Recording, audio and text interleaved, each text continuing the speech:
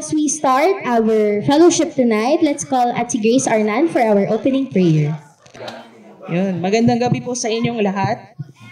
Before we start our money talk, testingin ko lang kung marunong pa ako magbilang. Let us all rise po, and then let's open in prayer. Let's pray. Father God, we thank you for tonight. Salamat, Panginoon, for keeping us safe. Thank you for gathering us tonight, and we pray, Father, that you would be with us. With your presence, Lord God, we know that you will help us to understand the messages that you want to impart to us, Lord. Lord, we ask that you would also help us to be good stewards, not only of the money that you're the owner of, that we only manage, but help us to be stewards of the information and the messages that we will be hearing tonight, Lord God. Lord, may we honor you as we focus on you and your message, Lord God. We also pray for our speakers tonight, Lord God. Give them the wisdom, Lord God, and the presence of mind, Lord, as they impart the message that you gave to them, that they would share with us, Lord God. We thank you, Father, and we lift up you this night. In Jesus' name we pray. Amen. Amen. Okay, may all now be seated. Okay, so again, the title for tonight is Money Talks. It's all about the money. Okay, and we'll be joined by our three panelists for tonight. So, pag pumasok sila, okay, alam niyo na, you know the drill. Okay, let's give them a round of applause. For our first panelist for tonight, he is a family man, a businessman, a life coach, a pastor, and a professor. He serves as a volunteer here at United Evangelical Church of the Philippines and handling the couples ministry and marriage preparation classes. He is a husband of one wife. Let's highlight that one. One wife at si Ching Tolentino. And the Lord have blessed them with 3 sons and a daughter. And they have also been blessed with a daughter-in-law who is Shena and a very cute apo named Sevi. Let's give a warm welcome to our first panelist, Pastor Benson Tolentino.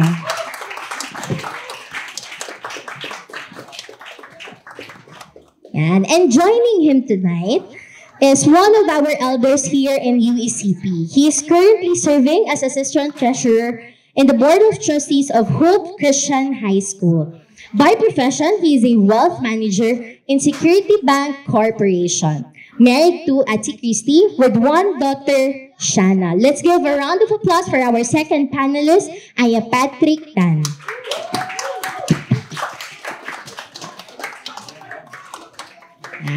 And last but definitely not the least, he is an alumna of De La Salle University with a degree in Bachelor of Science, major in Management of Financial Institutions. She handles finance department in Samitrade Incorporated and the Second Mile Coffee. Grab your coffee there. Together with her husband Jason, they have established their own award-winning online store, Diversified, and which was awarded among the top in best hobbies and crafts stores in Lazada last year. Together with her husband Jason, aside from professional career, she is also devoted followers of Jesus. She serves as our church deaconess and handles our church accounting matters. She is loving mother of 3 wonderful children. We have Jeremy, who is 9 years old, Vanna, who is 7 years old, and Belle, who is 5 years old. And she is happily married to her husband, to a very handsome Jason. Yes.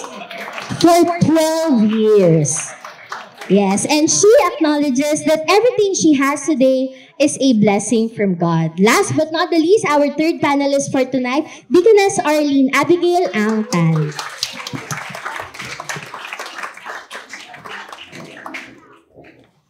Okay, so any warm welcome for our guests for our viewers for tonight?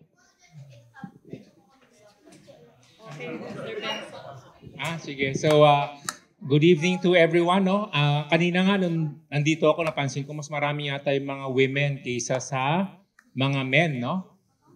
Sabi nga ni Elder Patrick, kasi siguro mas marami silang wealth na ima-manage, kaya nandito kayo lang.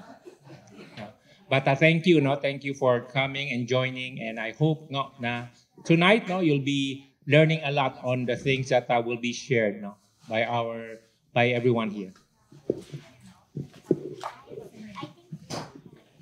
Dito. Okay, good evening, and let's make this learning experience not only for you, no, although we will be sharing some of the of our experiences, but we would also love to hear your experiences and learn from you as well. Hello, ayan. Okay, thank you so much. And we'll be asking them some questions and we'll be asking them to share their experiences. And if you do, please do have some questions later. And we will be giving time, we'll give them time to answer all of those questions. Okay, so take note of those while they're sharing their experiences. Okay? So for the first one, would you be able to share an experience that made you a good steward regarding finances? Thank you, Anya Benson, for volunteering to be the first. Thank you so much. Tinitignan ko pa lang yung kodigo ko, sinawag mo na kagad ako. O talaga. Hindi mo kasi naitaya, gumagano sa... Sige. Ako na una. Anyway, ano yung question ulit? Could you please repeat the question?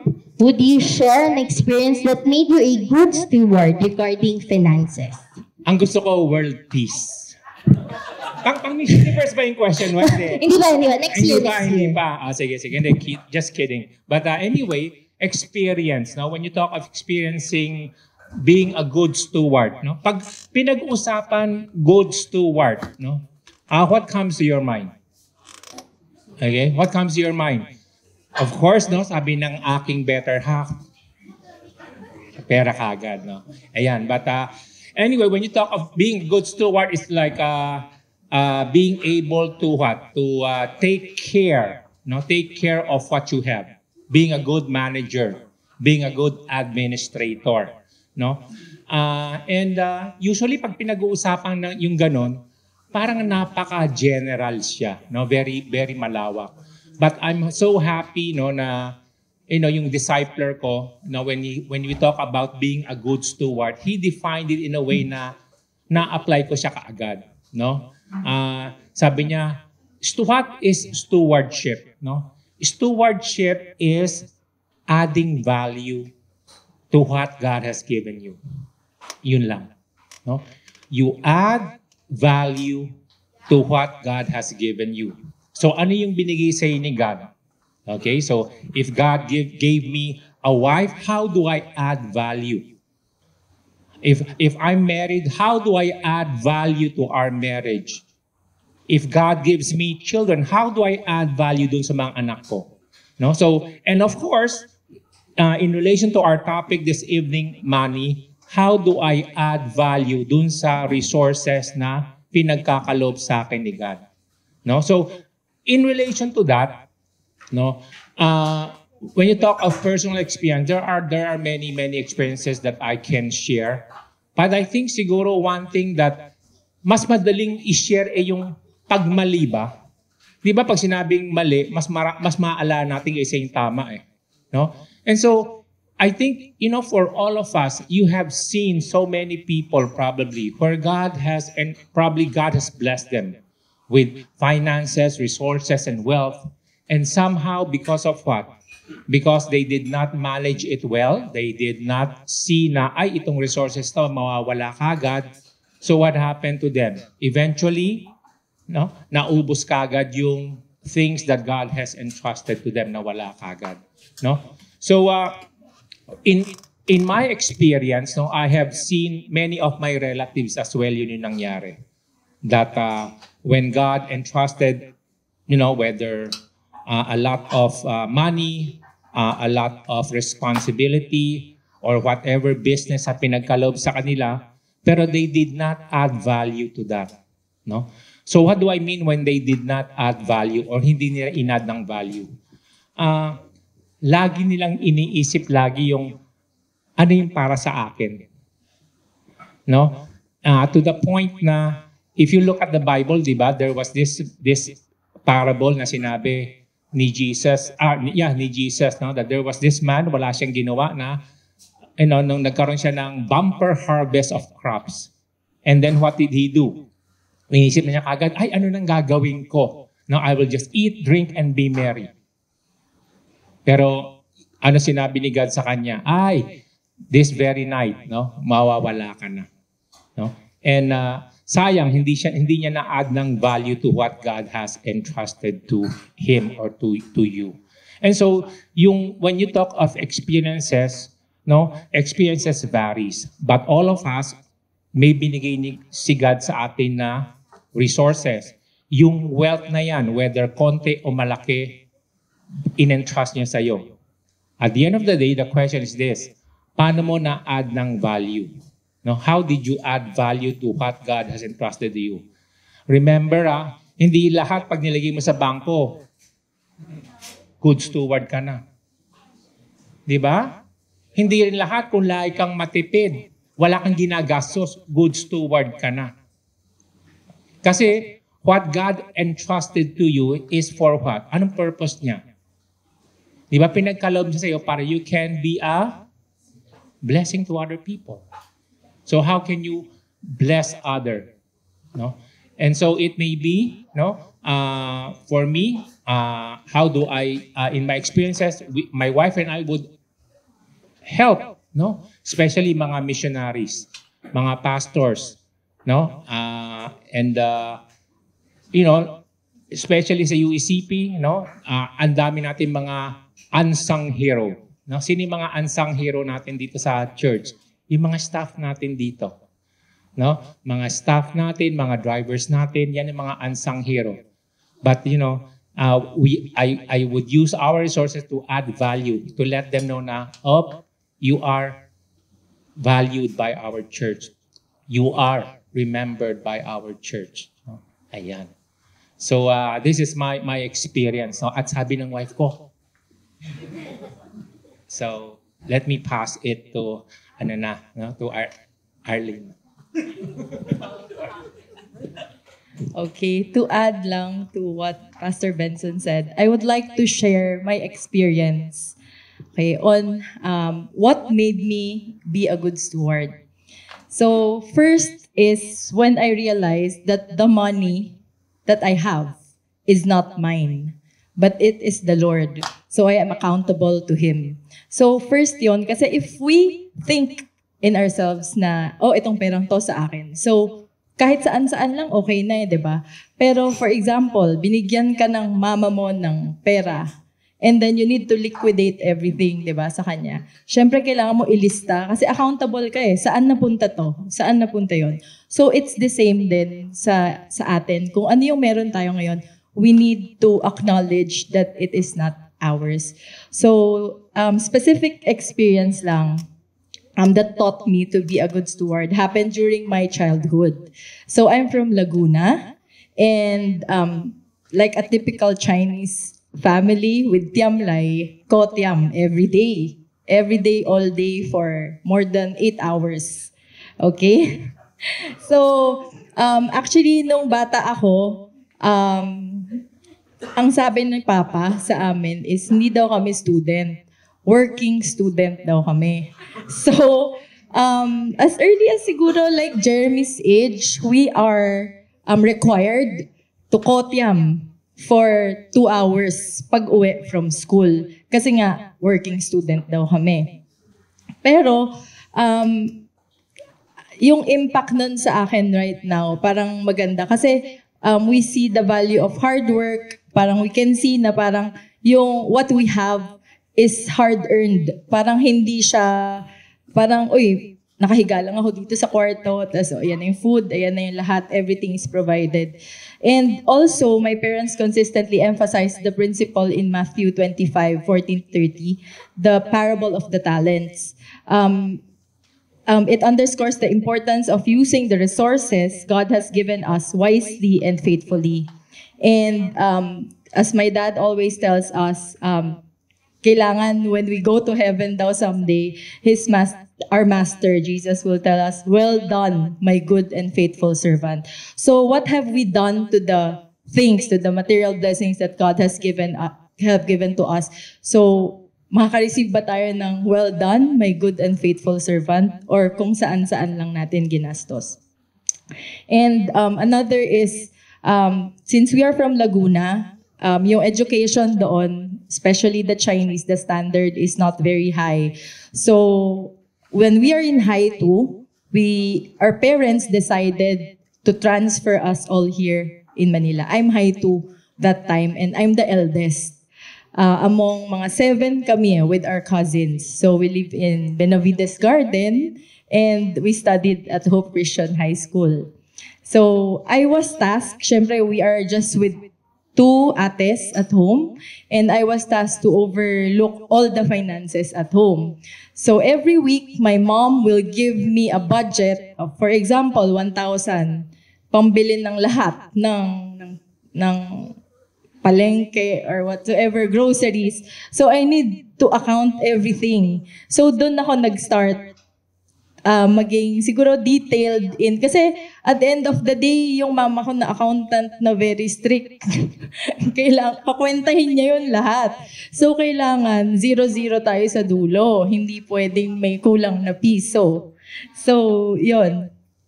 So that, I was tasked that, and I need to ensure that all our needs will be covered with that budget. Kasi we will meet my mom again next week na. So pag nagkulang, hindi pwede. Yeah. And lastly, whatever work we are into, wherever God places us, we need to acknowledge that it is the Lord who assigned us to that work, and we need to do our best. Kahit gaano pa kaliit yan, thinking of it right now, sobrang liit ng responsibility that I did with handling the finances at home, with my cousins and my siblings. But then, doon tayo inumpisahan na i-assign ni Lord. So when we did good doon, then the Lord will give us more responsibilities. Yan lang. Thank you.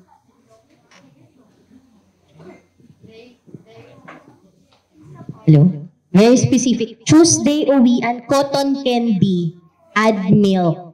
Nakasulat din doon sa budget. Kasama yung mga baon yun na natin. Meron ako before, nakalagay. Mag-cotton candy kayo sa... Meron ako before. Okay. Talong, 20. Ayan. Ganon. 2 tali, mga ganon. Ganon. Kangkong. Ayan. Ay, Patrick.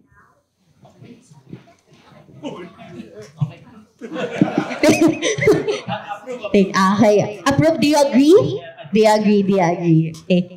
So aside from those experiences, specifically with tithing, did you have any struggles with tithing and how you overcome it? Ay, Patrick. Okay. Siguro yung sa experience with tithing, no?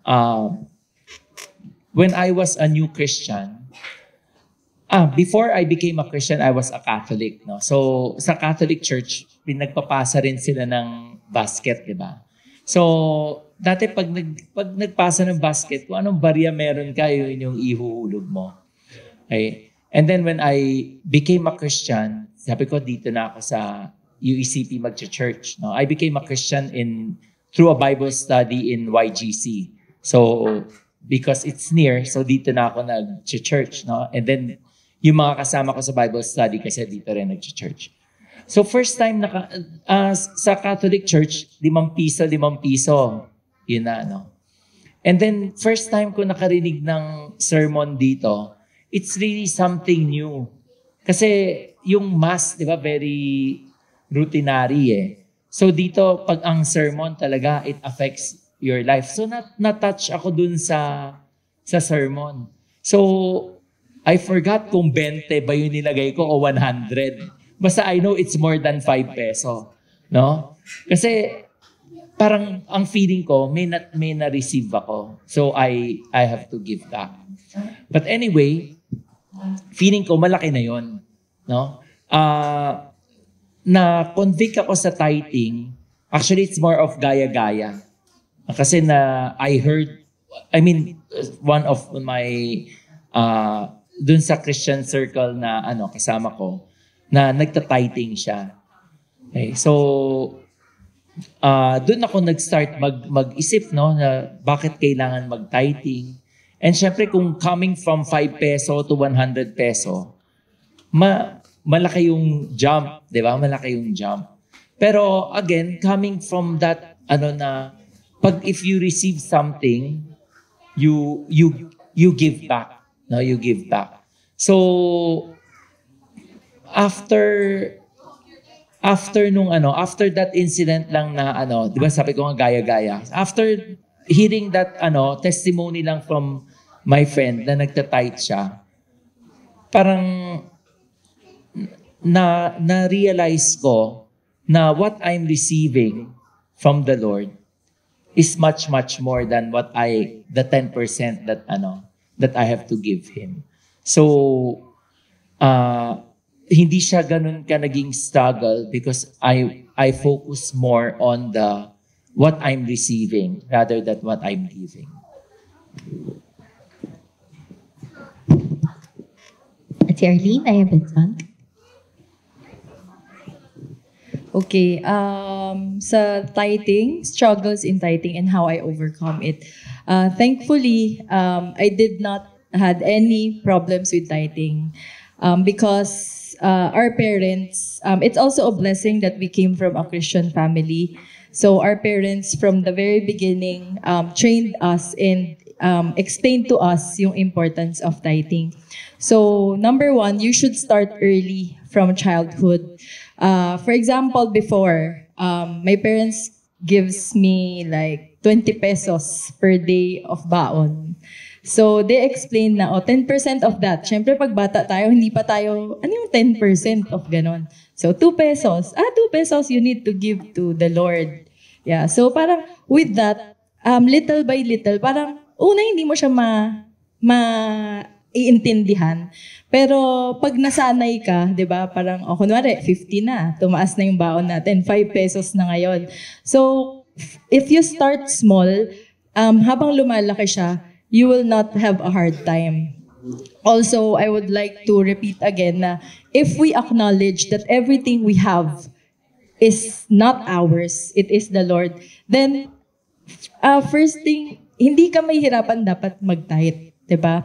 But then, if, for example, you did not grow up in a family na ganon, na trained, but it is not yet too late pa naman for us.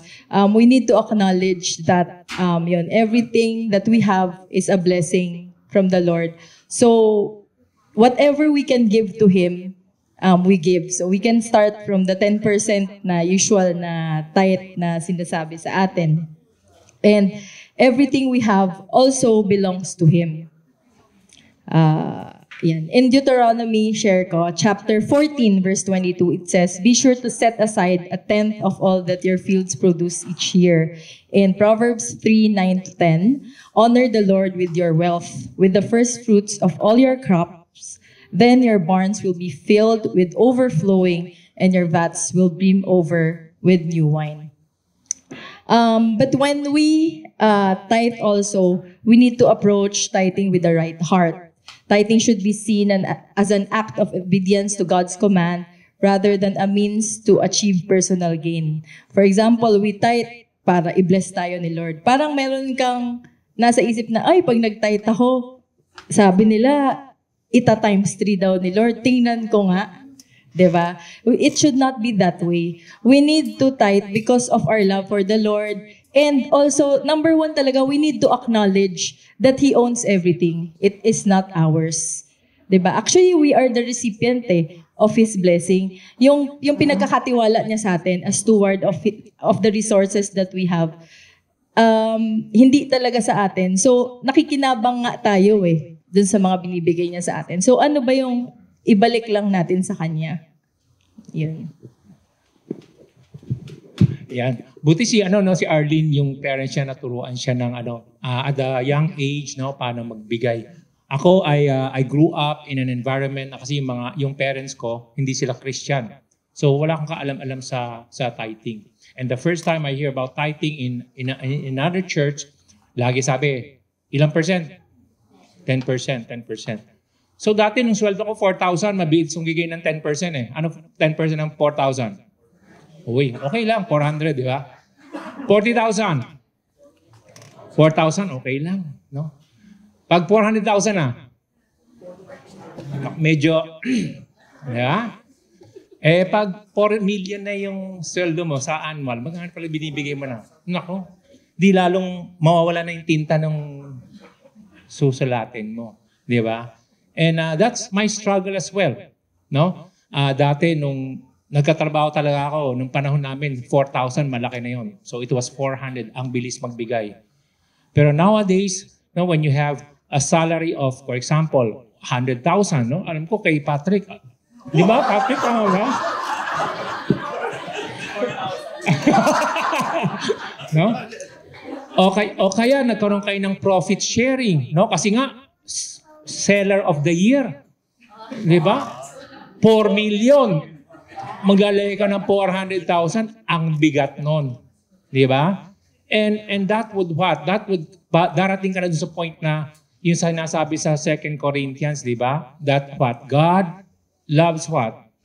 A cheerful giver. Ayan ang problema naman. Pastor, hindi ako cheerful kaya ayaw ko magbigay. Di ba? Sometimes I hear people would reason with that. No? They would say, kasi hindi ako cheerful eh. Kaya hindi ako magbigay ng ganong amount. Well, you know, ang gusto talaga ni God is God loves a cheerful giver. No? But ako, I would always think of this. Yung pagbibigay natin kay God depends not only dun sa, yung sinasabi na, tama yun, no? And if I may add also, depende na rin dun sa relationship mo sa Kanya. Okay? If yung relationship mo with God is very, very intimate, what would prevent you not only by giving 10, baka 20 pa? Diba? Kung sakasakali si Pastor Jansen, love na love niya si Ria, bibigyan lang ba niya ng 10%? 1/2. Tignan mo naman. Diba? Oh. Pero in a sense, ganun, di ba? Pag love na love mo si God, you know, God would not ask you, pahingi naman ng 10% mo. Hindi na. Ikaw na magbibigay pa. Mamaya 10 or 15 pa. And sasabihin mo, Lord, sana ma-please ka sa offering ko sa'yo. Sana matuwa ka sa ibibigay ko sa'yo. Di ba? Yun yung aking struggle. Pero when I developed that intimacy with God, just like what Arlene was saying, na-realize ko talaga na all of this hindi galing sa hard work ko, but galing yan kay God. And I'm just giving what? We always hear that sa pulpit. We're just giving Him a what? A portion of what He has given you. No? Ayun. And I heard Patrick, no, say this, no? Ang hirap gawin yan pag hindi mo sinimulan. Tama? We can be talking here about cheerful giving, 10%, pero if you do not start somewhere, you will not be able to achieve yung 10% o yung cheerful giving. No? Maybe right now, some of you are struggling. No? Well, you start giving on what would be cheerful for you, maybe. And then as you develop your intimacy with God, no, doon na lalaki. Bakit?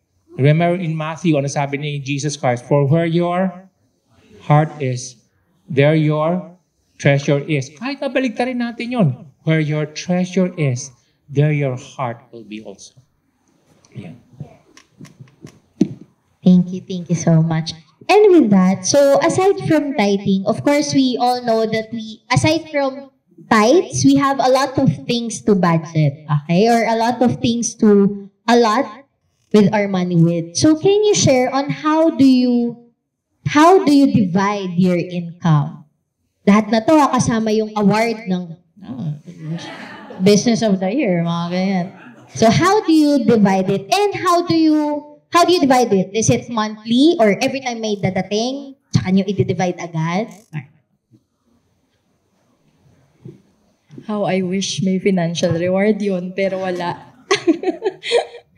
Okay, so yung common na financial guideline, ito yung parang practical, is 50-30-20 rule. They say 50% of our income goes for the essentials. Essentials, what are the essentials? Rent, utilities, gasoline, food, and other necessary expenses at home. This is for a typical family na you're living alone na you are spending everything. This is not for you're living with the parents and provided with everything you have. And then 30%, 50, 30, 20. 30 is for wants. This covers discretionary spending on things like dining out, entertainment, and non-essential purchases. And 20% is for savings. This is set aside for future needs, including investments and emergency funds. But for me and my nasan na siya? And my husband, yeah. Okay, and my husband, Jason,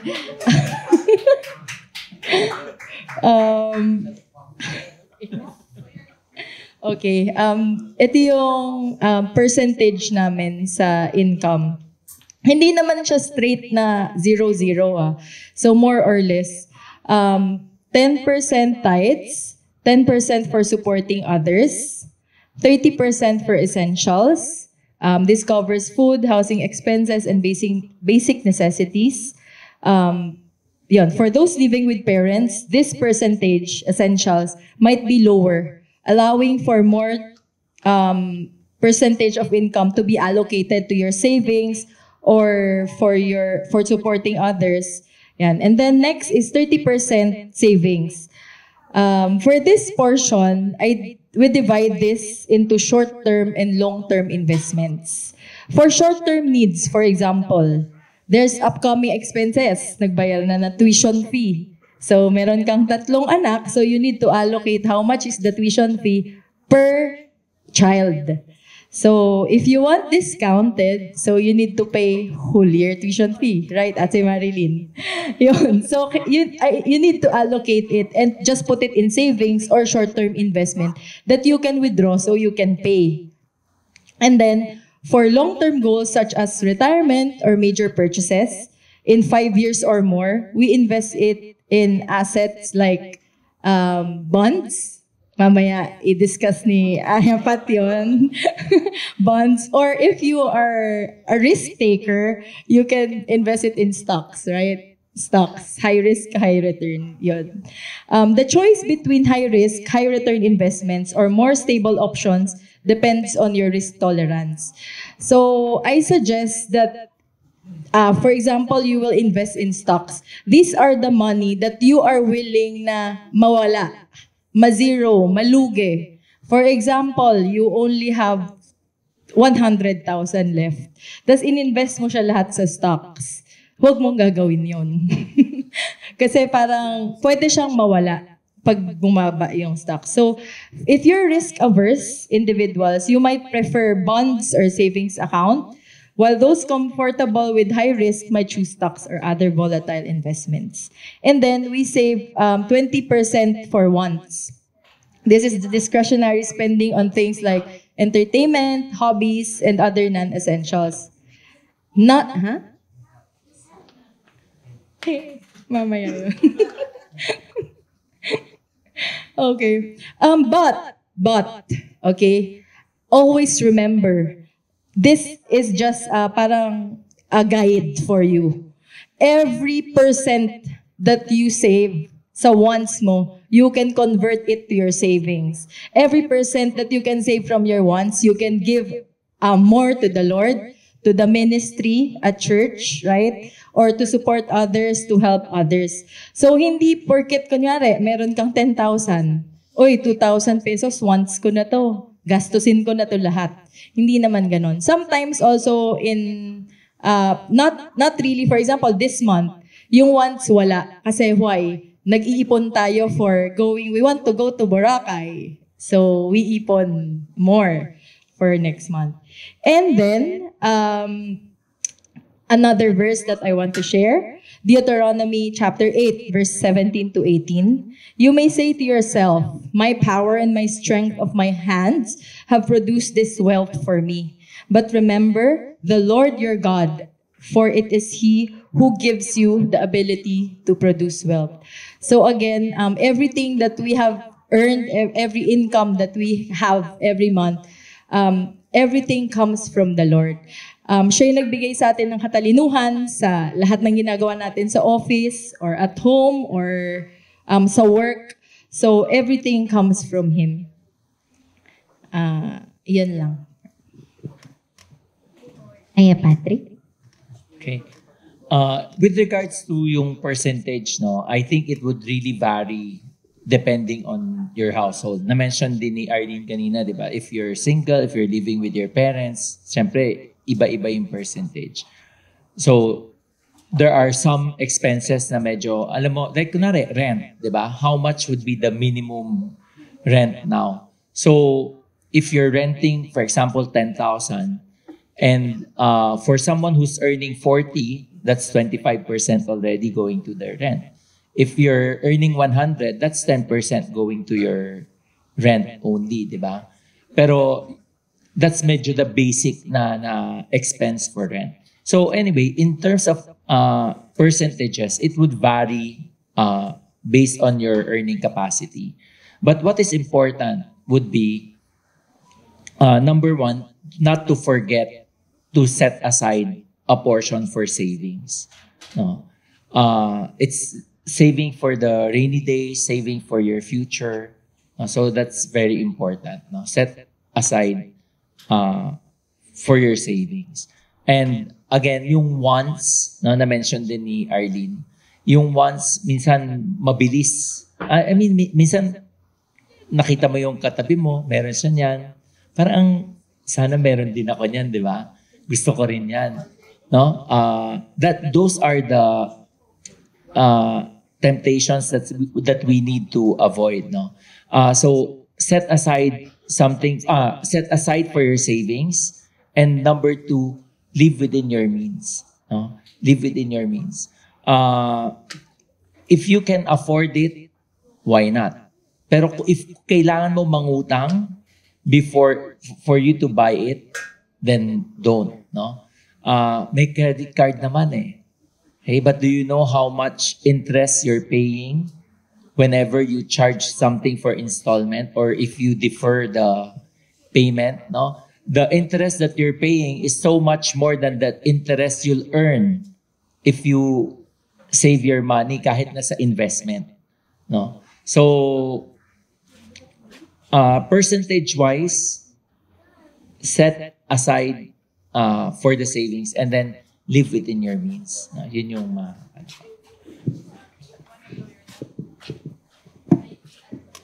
Yes. May add pa ako. And also, if you will buy your wants, always think about it again and again. Huwag ka pupunta sa store, uy, gusto ko to, tas gusto ko talaga. Tas, sige, balikan natin. Gusto ko pa rin. And then, nabili mo na siya. Because usually, buying on impulse, mali yung decision. Parang will just give you temporary happiness and then, wala na. So, uwi mo na at tas tulog. Napanaginipan mo, ay, parang ito talaga. Yan. Yung mama ko, ang ginagawa niya, hanggang masawa siya. So, pag isip niya, ayoko na kasi sawa na ako. Gabi-gabi ko na napapanaginipan eh. I see. Thank you so much. And aside from this one, so before, can you give us an experience wherein you've mistakenly handled your finances? And what was the consequences that you've experienced with that? Meron bang nag-away? Meron bang hindi nabili? So in relation dun sa experience of handling resources, kasi pagdating sa mga investments, ako yung decision maker doon. And so siguro there was a time na usong-uso yung hindi ko lang alam kung yung definition ng, pero hindi ba yung UITF, alam niyo yun, di ba? Hindi ko lang alam how do you define UITF. Paano ba yun? Basta yun, ha? So yung UITF dati, usong-uso yon, tapos hindi ba ang laki ng ng mga investment, di ba? Ang laki ng return, no? At pati kasi nga naka-base siya sa stock markets natin eh, di ba? Oo. So pag mataas yung stock market, automatic tataas yung UITF, no? Kaya lang UITF dalawang klase. Lagi yung sinasabi yung Arlene, merong low risk, medium risk, may high risk. Ako gambler ako. So high risk ang ginawa ko. And with that high risk comes what? High problems. Hindi lang high returns, high problems. Kasi bakit? Bumagsak yung stock market natin. And it took how many years? 2-3 years before it returned, no? So ano yung naging consequence nun? Of course, sleepless nights, di ba? Worried ako, di ba? Parang lahat ng pinaghirapan ko ng buong buhay ko, naubos lang ng isang idlap ba o idip, no? There's worried, stress, and everything. Andun na yun, no? And but what came from that, no? Doon ko na-realize, no? Ang pastor pala, greedy rin pala. No? Greedy rin pa rin, no?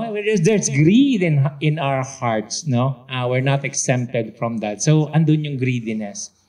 And so, yun yung isang malaking lesson na na-learn ko doon. Na because of greed, no? It causes you to what? To become more what? To become more focused on what the world can give you. Okay? And yun yung naging consequence. And ang prayer ko, Lord, you know, alam ko na yung ang mistake ko.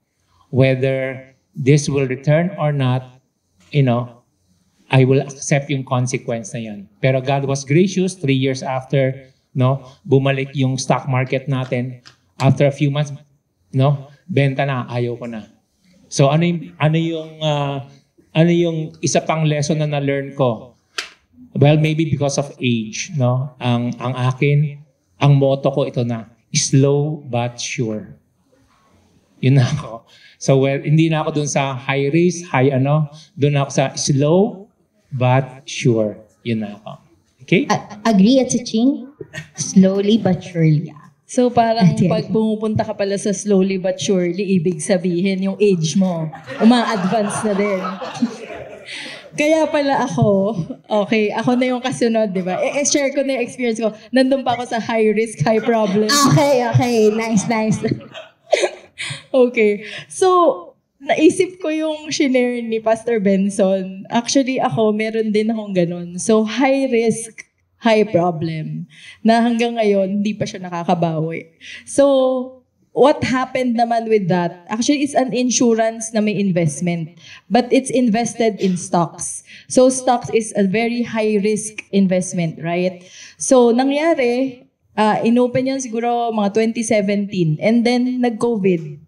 Nag-pandemic. So, bumagsak. And then, up to now, hindi pa siya nakaka-recover. And, wala na tayong magawa. We just wait. Para for now, it's just paper loss. So, wag muna natin siyang i-out. And then, another lesson that I had is yung material thing naman. Material thing na malaking lesson sa life ko. When I was a young professional, Zion, right? Young professional. I became addicted in buying luxury bags. Sobrang gusto ko talaga ng mga branded na bags. Mga LV, ganon, Chanel, and lahat, Prada, ganyan. So parang tingin ko sa kanila, sobrang ganda. Gusto ko lang ng maraming ganon. So yun, I bought quite some bags na luxury. But then, right now, I realized that it is a depreciative asset. Okay? So, what is a depreciative asset? So, yung depreciative assets is, kunwari, bumili ka ng car. Car is a depreciative asset. If you bought a car, paglabas mo pa lang ng kasa, right? Sinasabi ni Jason sa akin, pag bibili ng second hand, ilang percent? 20 or 30. 20% mawawala na. So, parang hindi mo pa siya nagagamit. Yung 100% na binili mo, kung bibilhin ng another person, 80% na lang yung babayaran sa'yo. So, yun, always think, kasi ako yun, di ako nag-isip. So, marami akong mga depreciative asset and wrong decisions on that. Na sana, inallocate ko na lang yun sa much better, pwedeng sa church or, di ba, helping others in my tithes or savings or other form of investments na mag-yield ng higher return. So, I think I did not, I'm accountable to the Lord for those. Yan. And then, eto siguro, I would like to share lang to us. Not saving any money is also, ang tawag mo dun? Ano yung question ulit? Is also financial, mishandling your finances. Not saving any money. For example, you got 100,000 per month and you spend it, tapos, saan napunta yung pera ko? Parang naka-feel na ba kayo ng ganong experience na hindi nyo alam saan na napunta? Pero ang dami nun. Pero ano bang binili ko? Wala rin. And then, next is, if you'll buy big purchases, always consult with your husband or family members before buying. Don't decide alone. Kasi kung gusto mo siya, you have all the reasons to say na, kailangan ko talaga to, kailangan ko to for this, kailangan ko to for that. When in fact, pag nakakausap mo yung husband mo or any family member at home, hindi niya naman talaga kailangan. And as what Pat mentioned earlier, sabi niya na, do not compare with others. Diba? Because we all have different needs. So, for example, what Patrick needs, hindi ko siya kailangan. Hindi lang yung parang, may bago siyang iPhone. Ang ganda nung phone mo, napa-fold. Yung sa akin, hindi. Jason. Diba? So we should not compare. Okay, yun lang. Nakita ko phone mo, mas mahal sa phone ko. Do not compare. Do not compare. Okay. Yes, Aya. Yung sa mishandling of finances, no, just to add, no, yung isang, one thing that I invested in na nalugi is actually a stock that I bought, no.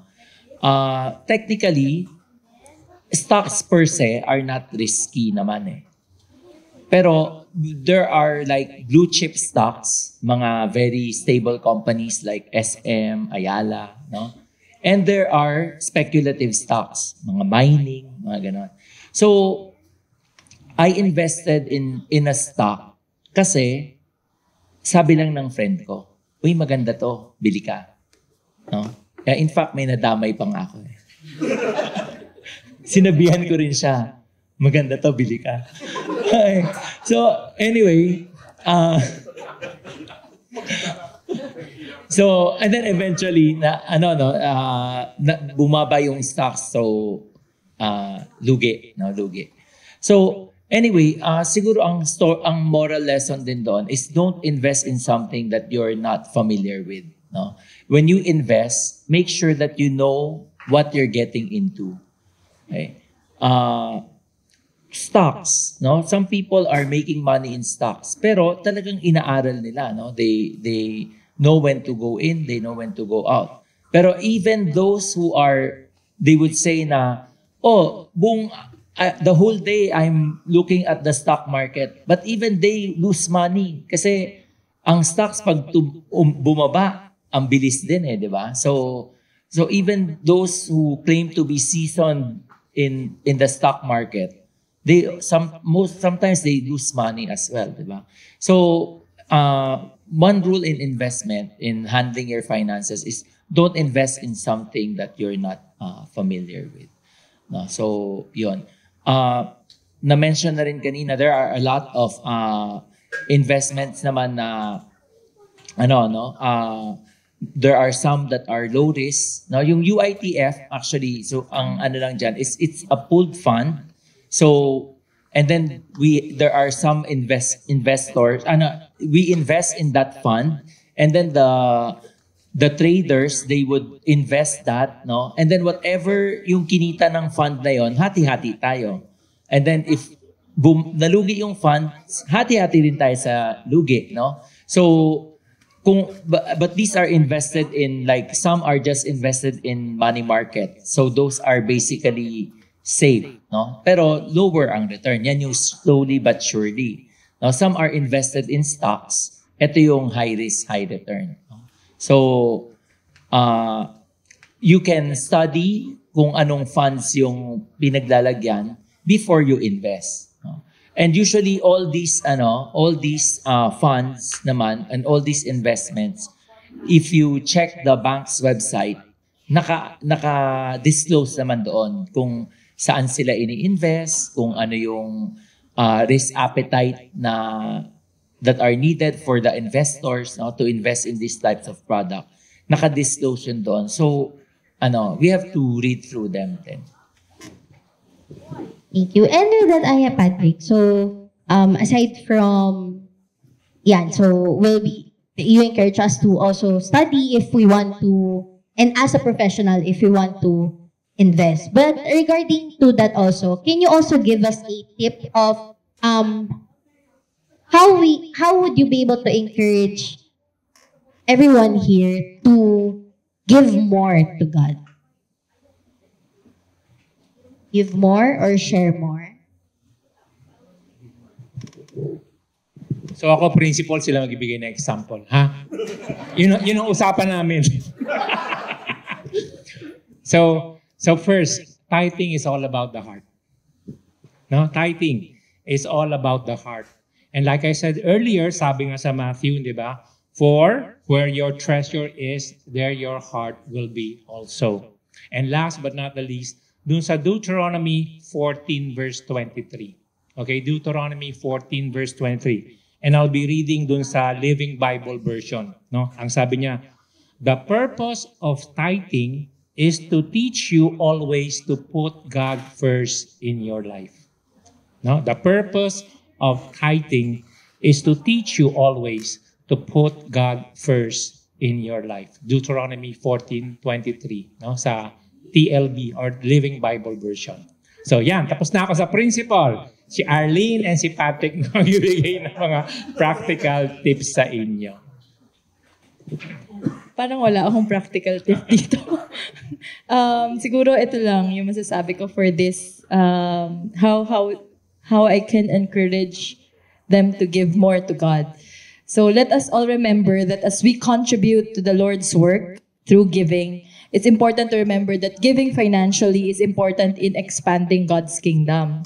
Every act of our giving, it is not just a simple financial transaction na hinuhulog natin dyan sa offering box, but an important part of spreading the gospel and supporting the mission of the church. Sometimes when we support, for example, missionaries, akala natin maliit na bagay, but for them, they can use it sa ministry outside, right? Like TNET. Yeah. So maraming mga pastors from small barangays or sa mga rural areas, and it is a big help for them to share the gospel. We have a lot of ministries in our church as well. We have the adult, youth, college, and of course, the Young Pro Zion. We also have children's ministry, China ministry, and others. So as children of God, we have a responsibility to be active participants in the ministries of the church. Our contributions help to share the message of Christ and share Jesus with the world. By giving generously, we align ourselves with God's purpose and play a role in fulfilling His work. So I would like to share a verse in 1 Timothy chapter 6, verse 17 to 19. It says, "Command those who are rich in this present world not to be arrogant, nor to put their hope in wealth, which is so uncertain, but to put their hope in God, who richly provides us with everything for our enjoyment. Command them to do good, to be rich in good deeds, and to be generous and willing to share. In this way, they will lay up treasure for themselves as a firm foundation for the coming age, so that they may take hold of the life that is truly life." So this verse also reminds us that whatever we earn, it is not because of our own strength. It is because of our own wisdom, our talents na nanggagaling sa sarili natin. But everything is from the Lord, because all that we have right now, He can take away in one split second, right? So we need to be humble, even if gaano tayo kagaling, gaano tayo katalino, gaano tayo kayaman, gaano kataas yung position natin. Always bring back the glory to God. Because wala tayo, who are we? We are just recipient of His blessing. Wala naman tayo, we are sinners, right? So whatever we have is really a blessing from the Lord. We need to be thankful na He chose us. 'Di ba? So, He chose us. So, sana you live according to dun sa binigay niya sa'yo. Because yun, in the end, we are all accountable to Him. Amen. Amen. Okay, so not just by giving financially, but also giving and serving with what we are blessed with. Yes. Sure. Yes, Aya Patrick? Okay, actually, halos, kaya ako nag-amen kasi na-mention na nila yung gusto kong sabihin. No? But aside from money, no, I think, sabi na sa Chinese, di ba? Naulat, sutlat, nautsi, tsutsi, di ba? Nausikan, wasikan, di ba? No? So, we give what we have, no? Sometimes, majority of the attendees here are still young, no? So, minsan nag-start ka pa lang ng career. So, in terms of tithes, hindi ganun ka laki, no? In terms of the absolute amount.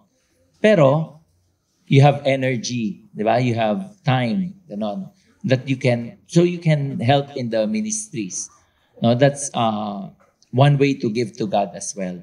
In terms of, and then, I think ang isang challenge din nga, yung nabanggit ni Pastor Benson, no? Yung pagka lumalaki na yung income mo, minsan pahirap ng pahirap. Pero if you come to think of it, pag lumalaki yung income mo, yung percentage na kailangan mo i-allot for your necessities, lumiliit din. Lumiliit na yung percentage, di ba? Kasi if I need 20,000 for my monthly expenses, if I'm earning 40, that's 50%.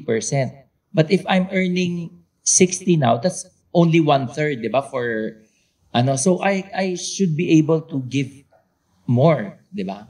So, pero minsan, if we think of the absolute value, ang hirap. So we go back to the principle na all this is not mine. No? All this is the Lord's. No? Madalas naiisip ko, no, naaalala ko yung story ng when the Israelites were in the desert, di ba? And then they have to collect manna. And then some collected more, some collected less. Pero in the end, everyone had enough. No? So, a lot of times, no, we try to get more, save it for ourselves, and then something happens, hindi pala para sa'yo. Diba? So,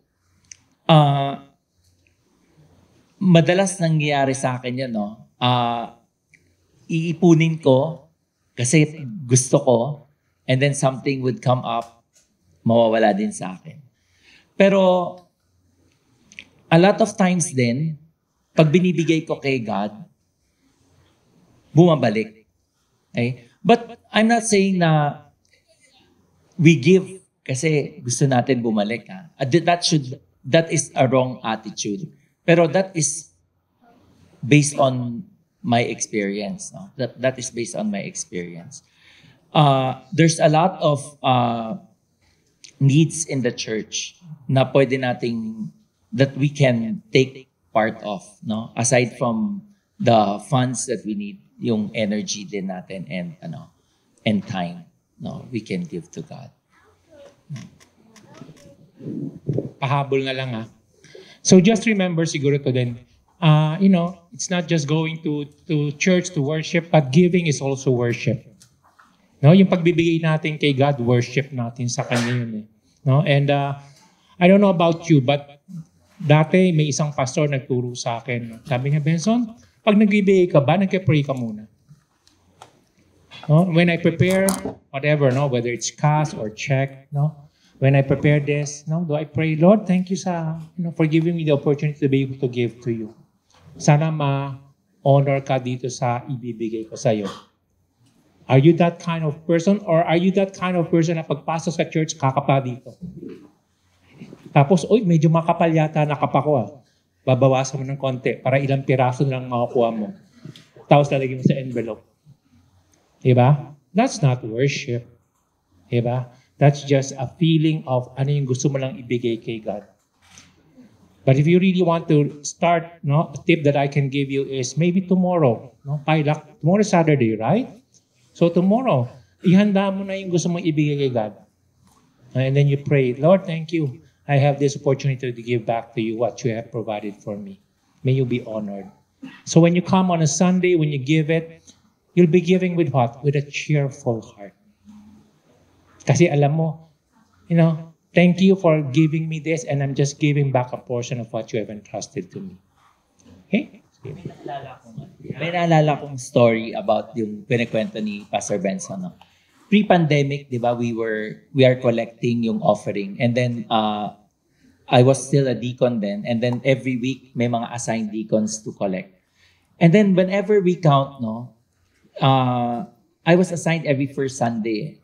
But there's this certain envelope na ang laman niya, parating new bills. Parating new bills.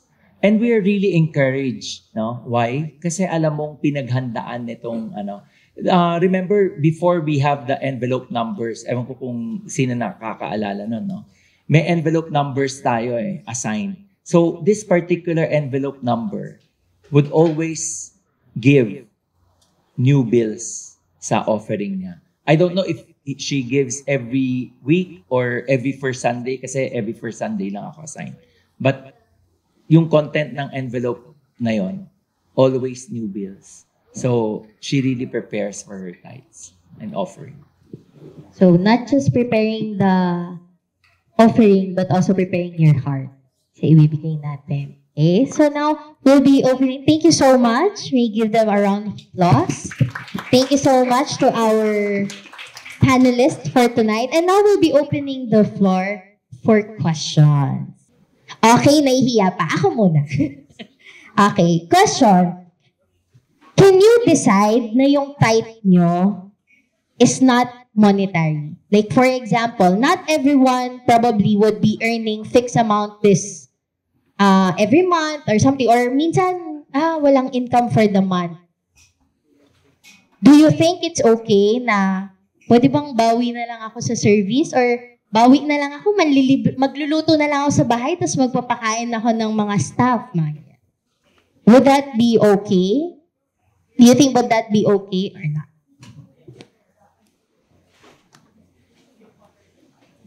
Si Chuchay bawal yan, ha? Malakas racket nito eh. Diba? Ayan. Pero in the province, I heard, and mga pastor would share to me, may mga iba, because they don't have any income, they would give what? They would give manok. No, they would give gulay. Kasi yun yung income nila eh. No? Now, I'm sure meron din sa atin dito mga housewife. Walang work. No? And like sinabi ni Patrick kanina, kung wala kang maibigay na finances, kasi housewife ka talaga, pure housewife, then, you can give what? Give your time, energy to the church. No? Serve. Volunteer. Whatever. Pwede namang gawin yun. No?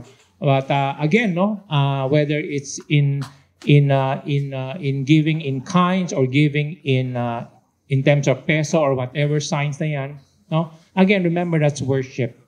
No? And yung worship natin is what? Sabi nga ng isang book, worship is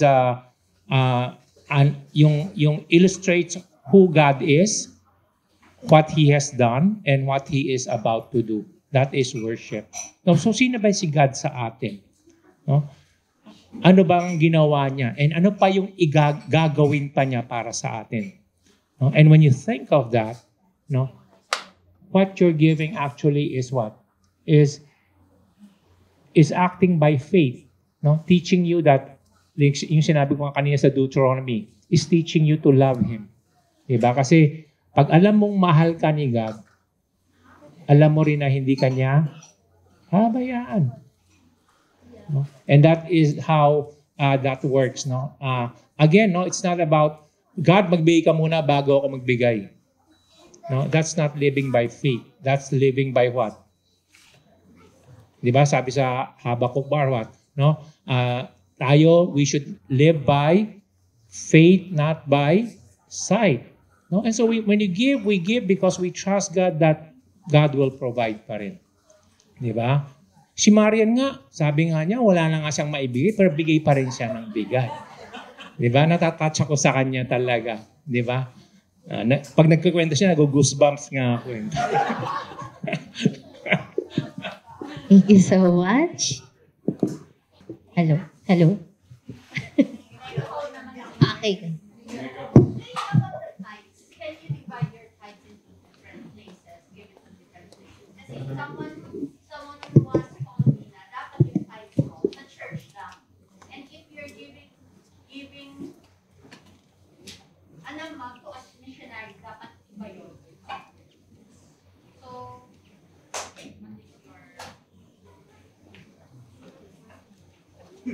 So sa Bible kasi wala nakalagay, di ba? Pero mayroon akong version nakalagay yun. De, so si Marian, anong ministry ni Pastora Marian? Anong ministry? So kung gusto niyo magiging sa Caloocan ministry, hindi. So siguro, I think in the Old Testament binigyan tayo ng basis or benchmark. Di ba? There's a benchmark given. Ano yung benchmark natin? 10%. 10%. Now that benchmark may be yun, maybe higher for some, no?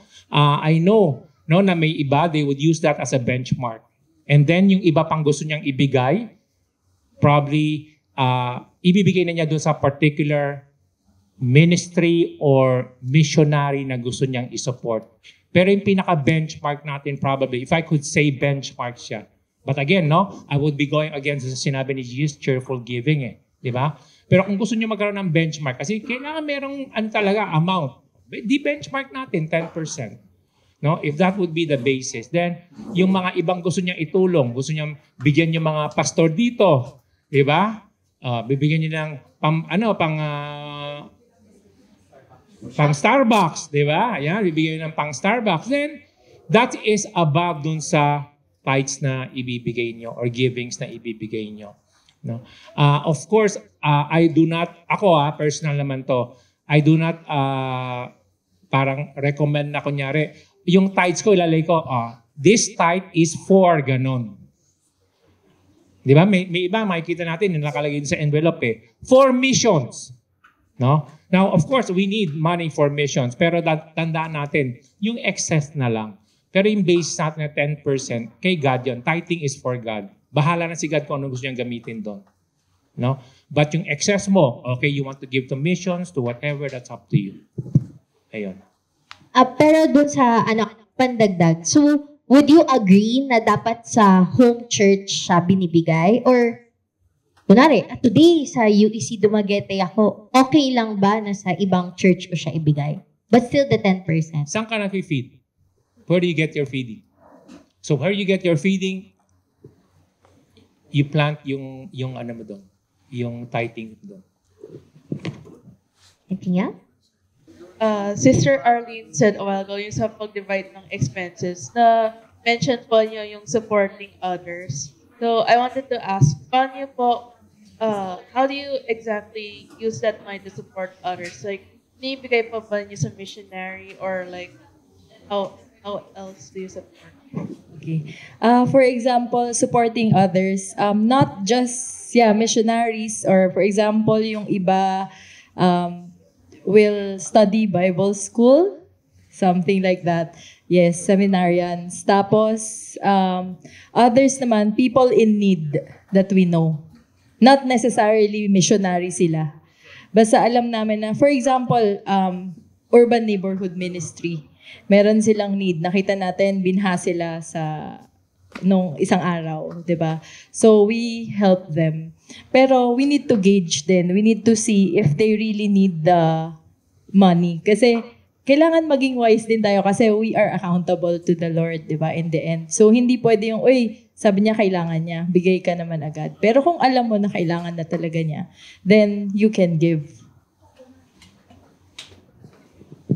Thank you. Thank you so much. And may we give our 3 panelists a round of applause.